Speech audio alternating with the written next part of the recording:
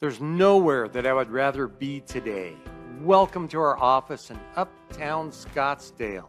I'm Dr. Douglas Cowan. We provide the finest in neurofeedback and counseling services, and we do hope that you learn from and enjoy this video.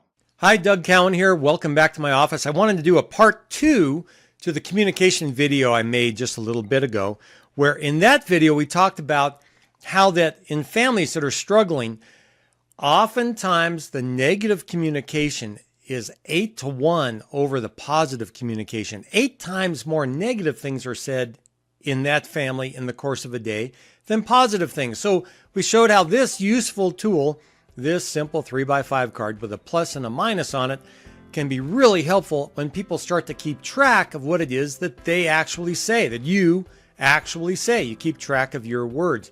And to try to bring it to just 50-50, that you say as many positive things in the course of the day as negative things. And then the second week, try to double that. Twice as many positive things as negative things. And before too long, you can turn that 1-to-8 ratio all the way around to an 8-to-1 thing, where you have 8 times more positive things than negative things said in the course of the day. And that will completely change your family, completely change how much everybody likes each other in the family. It's really a great thing to do. So the second thing I wanted to do was I wanted to show you this. It's another important idea when it comes to communication, that it'll really help you to understand other people in your family.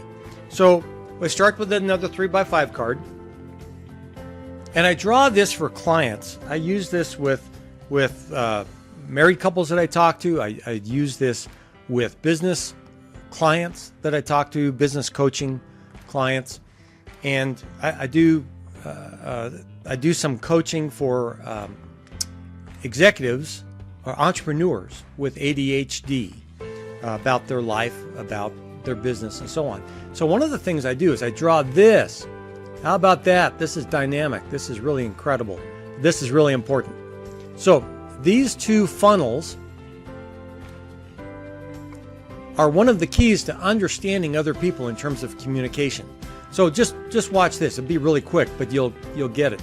That there are some people in life, this may be you, that when you tell a story, when you sit down with your spouse and you want to talk to them, you sit down with your kids, you want to talk to them about something, you start with all of the details and you work through a lot of details, moving finally to the point of why we're having this conversation. A lot of details first, a lot of words first, moving down to the point. Then there are other people, perhaps your spouse, perhaps you, that when they talk, they start with the point, and then they start to give all the details afterward. So 2 different kinds of people. And very often, these 2 different kinds of people are married to each other, which can be frustrating until you learn how to address this, which is simply, for those of us who like to get to the point first, we need to understand that when our spouse does this, so it's not uncommon for one person to be married to a person who's different. So for instance, for me, I'm this kind of guy. I start with the point, and then I work myself down through the details. But I make sure that my listener, that Susie, that my kids know why I have started a conversation first. That's me. Well, Susie's this. Susie is this way. She starts with a lot of details and tells the details and then works down to the point. And through the years, what I have learned to do is to be patient, because when people do this, it's not because they don't know what they're talking about or they're trying to figure out what the point is. That's not it. It's because for them, the value of the conversation is in relationship. It's in spending time with the other person, looking at them eyeball to eyeball, nose to nose, talking with them about their day, about what's going on. And so the longer they can have this conversation, the better it is for them. The greater feeling that they have. For them, it builds the relationship with the listener. So this is valuable. And when I was younger, I would interrupt about here, and I would say, where are we going with this? What are we doing? But I had to learn patience to allow Susie or other people to go all the way down to the point and tell me what the point was. Because they were doing something different. They weren't just trying to tell me the point. They were trying to build the relationship. It was something way bigger.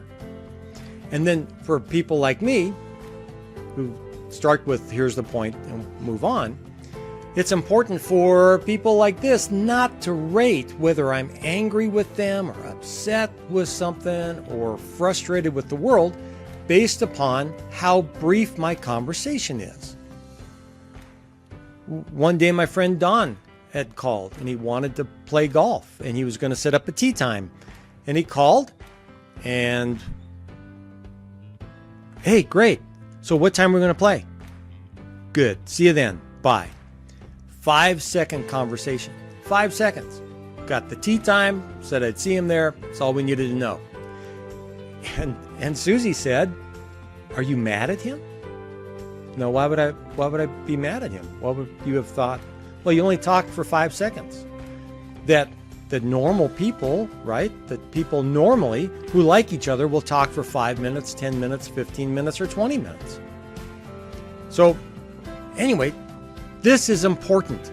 Always remember this. Be patient with the other person who has a different style of communication than you do. Now, when your kids learn, remember this too. We use this in the learning video, that it's okay to skip ahead to the end of the chapter and find out what the point is, or skip ahead to the end of the book, find out what the point is, and that gives you context for the rest of the things you're going to study. That's okay. It's a great way for your kids to learn much faster, and this is a great way for us to understand other people. So think about it at your work, think about it in your home, think about it with your kids. People are different.